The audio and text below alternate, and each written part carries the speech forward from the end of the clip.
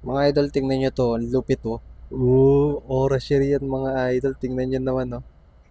Power bank yan, mga idol. Ang lupit. Oh, tingnan nyo, oh. Di ba, oh, nagcha-charge siya, oh. Ang lupit, oh. Astig, men. Oh, ang liit lang ng power bank, oh. Pero saktong-sakto siya sa cellphone, oh. Di ba? Nakakatuwa, mga idol, oh. Galing, oh. Oras share. Di ba? Bale ito, mga idol, ang alam ko na sa 3,000 mAh to. Ayun, oh, nakalagay, oh. 3,000 mAh.